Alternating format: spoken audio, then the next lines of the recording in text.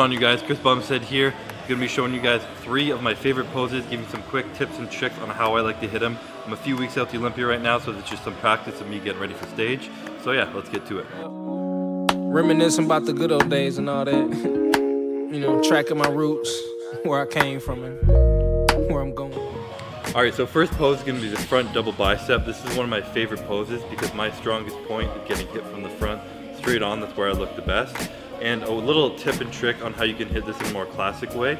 Instead of standing with your feet straight on and like super symmetrical down the middle, it's a little more classic. I turn my left foot out further and my right foot stays straight, and I drop my hip slightly in a little bit just to give a little bit more of an illusion that your waist is smaller. And then from there you flex your legs. And I personally like to hit a vacuum because it makes my waist look smaller and brings my lats out a little bit more. And from there, you want to bring it up. Even though your hips are rotated, you want to make sure your shoulders are straight on with the stage in front of you, and that makes you look much wider and gives you a much bigger stage presence. So feet a little angled, hips twisted in slightly, and when you hit it, straighten off your shoulders. You could taste it, cried over every opportunity wasted. Good and bad news, which one you want first? Either way you pick, the bad still gonna hurt you the worst. I never got to bask in the fruits of the labor. Alright, so second pose I'm gonna hit is gonna be the ab and thigh pose. This is another strong pose of mine because it allows me to show off my small waist and allows me to use my vacuum.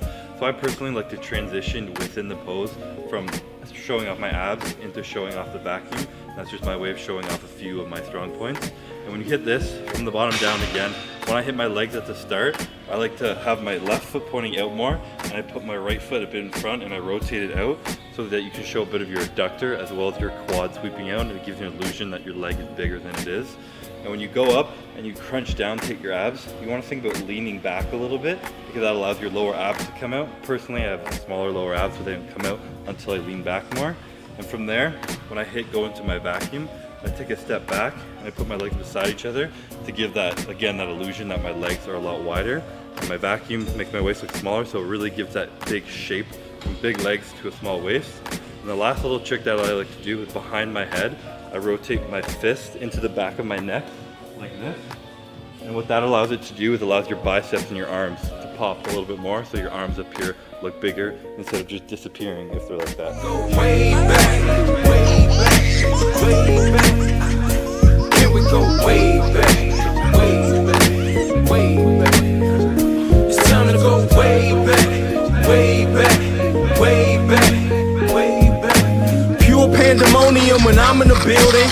Grown man. Alright, so third and final pose I'm going to be hitting is going to be the side chest. This is one of those things where from the side you want to just make sure you look as wide and as big as possible. And there's a few kind of tricks you can do to hit that. First off, again, starting with the legs. When you put your foot in the middle of your foot, your one foot in the middle of the other foot, you want to make sure you're dragging this hamstring across this leg. So this leg is actually pushing out the back hamstring, allowing it to hang and look bigger than it is.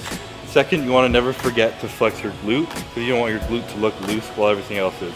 So drag the hamstring out, flex your glute, and in the upper body, personally I like to kind of vacuum because it allows me to stick my chest up, but regardless you want to make sure your chest is up to look as big as possible, and you don't want to have any gaps. So if you're ever hitting it like this or like this and there's a gap where you can see behind you through your body, that's not good. You want to hide everything but still look big.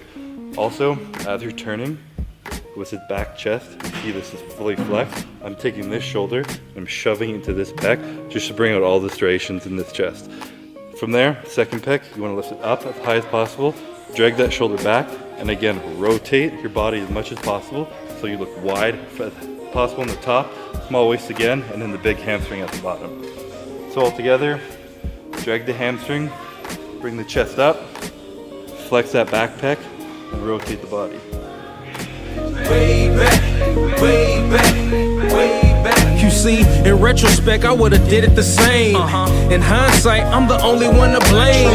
I ain't picky, I'm just real specific. I want nothing less than terrific. I know y'all get it. I'm aggressive, so our style is clashing. Killer instinct, and I play with passion. I'd rather be hated for being one of the... Alright, so those are 3 of my favorite poses with a little bit of quick tips and tricks. Obviously there's a lot more going to learning how to posing.